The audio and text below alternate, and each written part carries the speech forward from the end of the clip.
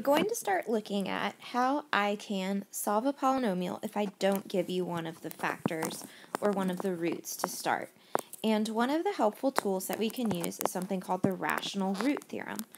And what that states is that for any polynomial, any possible rational roots can be listed as the ratio or the fraction of the factors of the constant term, which we'll call P, over the factors of the leading coefficient, which we call Q.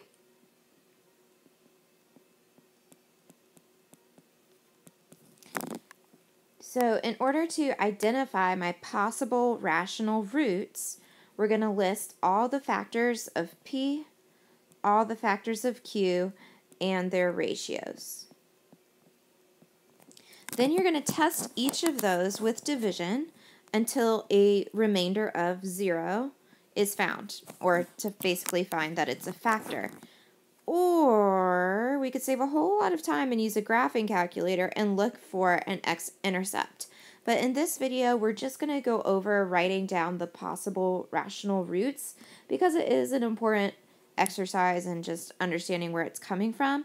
And then in class, we'll look at finding it on a graphing calculator. So if I want to find the possible rational roots of this polynomial, we need to find our factors of P. Our factors of P are going to be with the constant. So it's a little weird because you have to look at the constant, which is usually the last term first.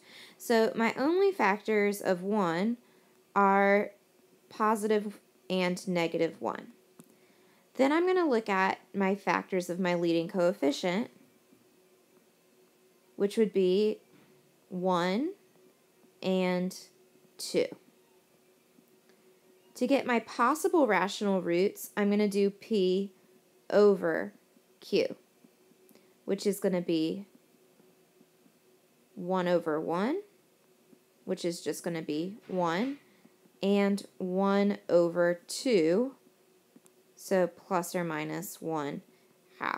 So that means the only possible places on the x-axis that this could be crossing out a rational number would be positive 1, negative 1, positive 1/2, or negative 1/2.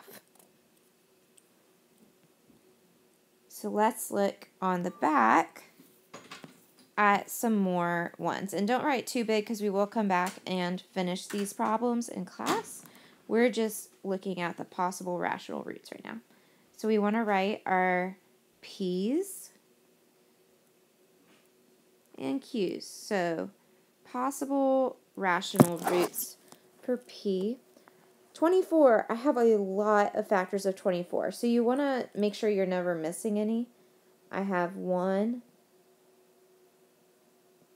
2,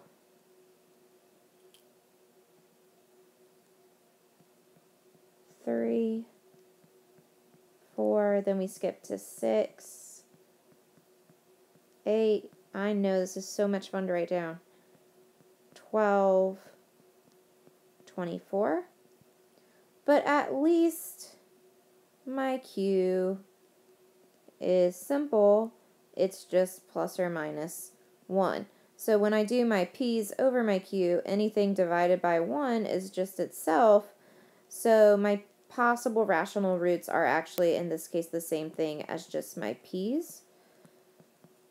So I'm just going to copy this down like this. Once again, don't take up all the space like I am right here.